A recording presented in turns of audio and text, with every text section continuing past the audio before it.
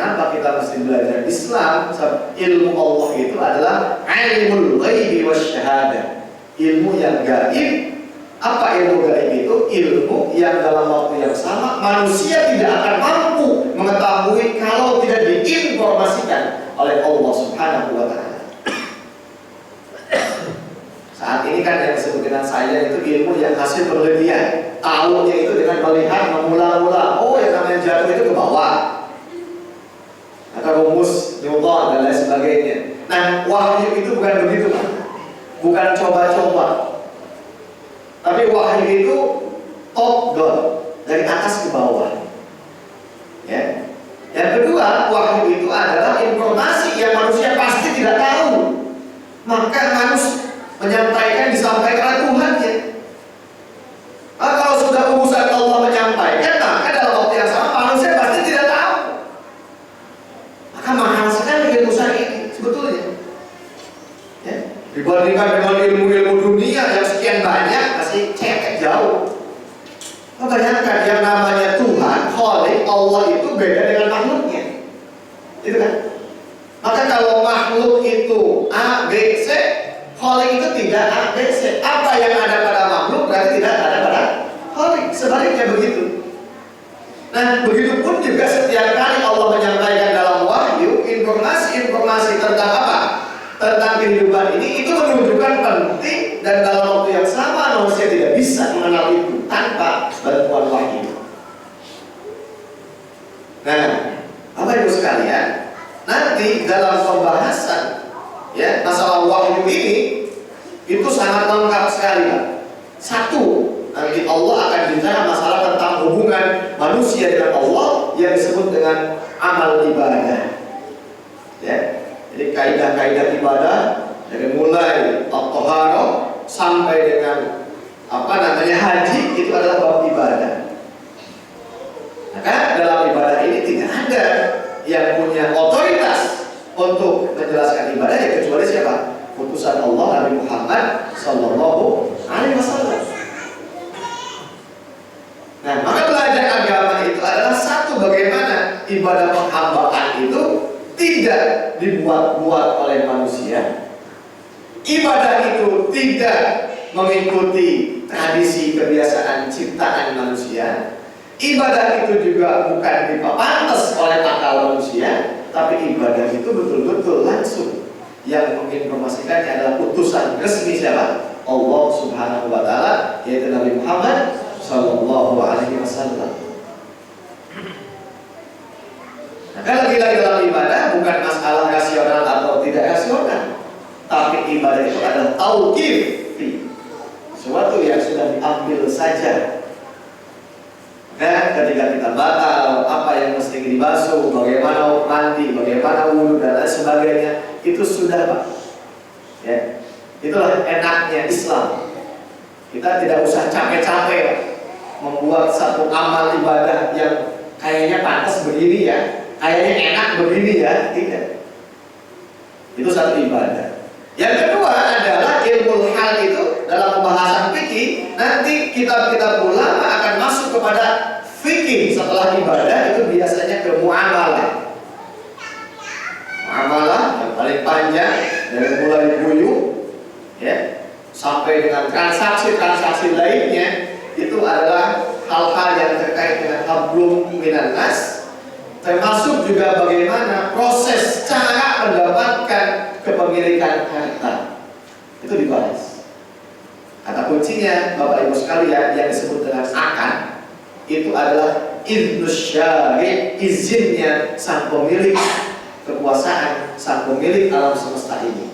Maka kalau sudah diizinkan melalui proses akad, maka sah dan halal. Hakikatnya maka semua kekayaan, semua aturan ini milik Allah Subhanahu wa Ta'ala. Maka Bapak Ibu sekalian, ketika tidak masuk lewat pintu akad, masuk tidak lewat dengan izinnya Allah, lewat ahkam syar'i tadi, maka kepemilikan apapun menjadi ilegal dalam konteks ahkam syar'i.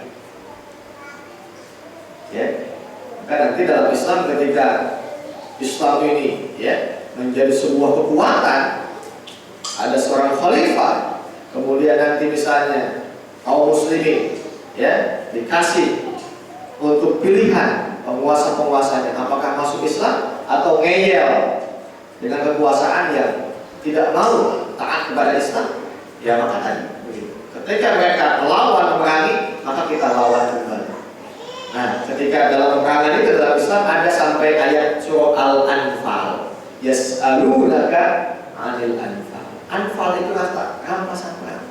Itu diatur bagaimana khumus bagian Nabi, bagaimana bagian kaum muslimin, ya. Ketika pasukan pakai berkuda itu mendapatkan sepertiga. Pasukan yang tidak pakai kuda mendapatkan satu bagian. Ada aturannya. Ya. Masya Allah. Siapa yang membagi itu? Allah langsung. Itu sampai ke sana begitu. Ya. Termasuk nanti misalnya tawanan perangnya juga sama begitu. Nah, itu sampai ke sana Bapak Ibu sekalian. Jadi muamalah itu dari masalah buyut sampai dengan transaksi, sampai dengan bagaimana mendapatkan kepemilikan harta.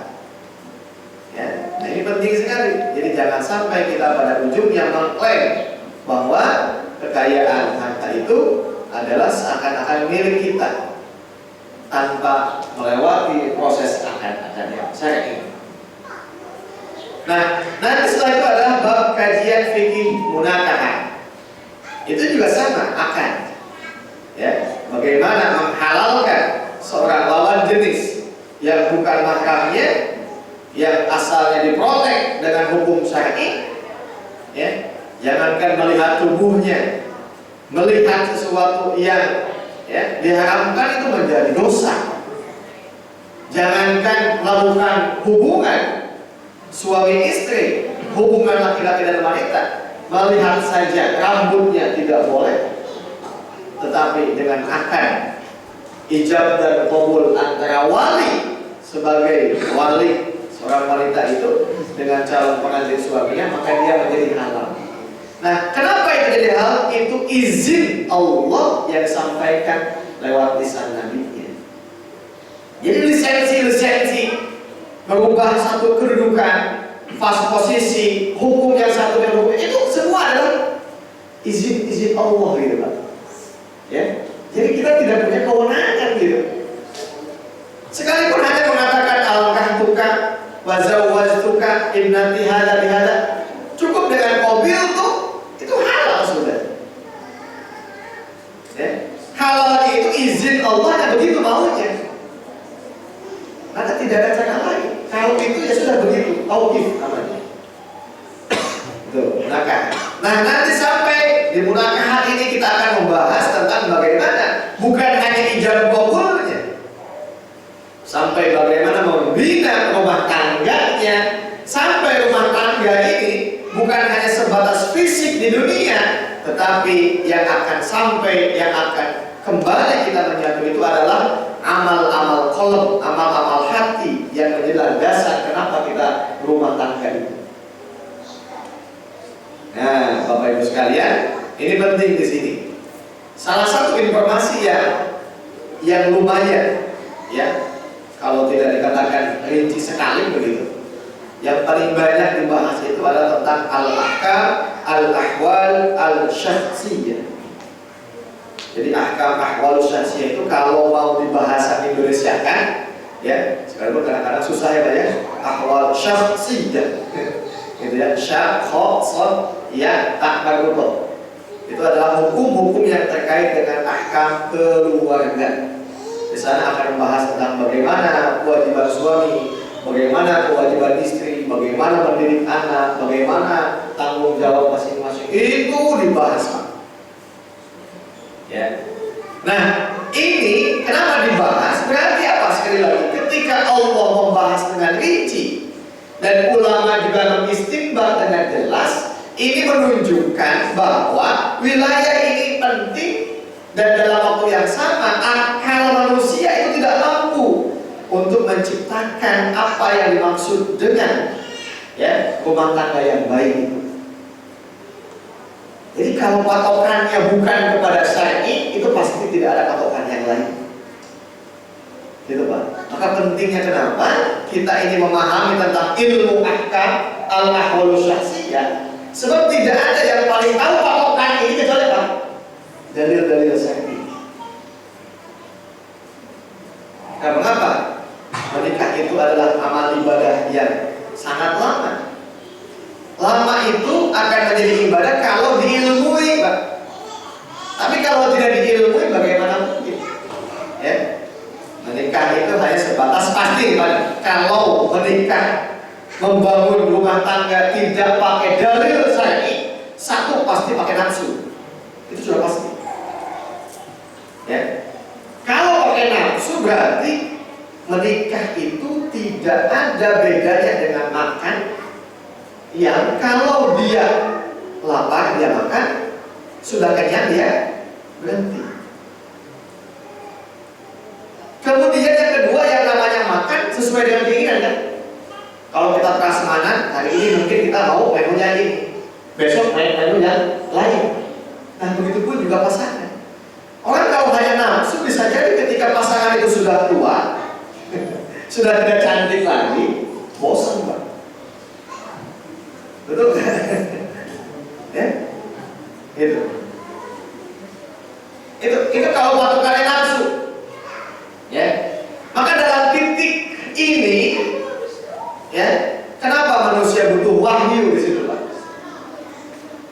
Sebab manusia kalau tidak digandeng, digaib oleh wahyu, maka amal dia itu tak beda jauh dengan binatang. Binatang membutuhkan untuk menyalurkan biologis, binatang butuh makan, binatang butuh minum.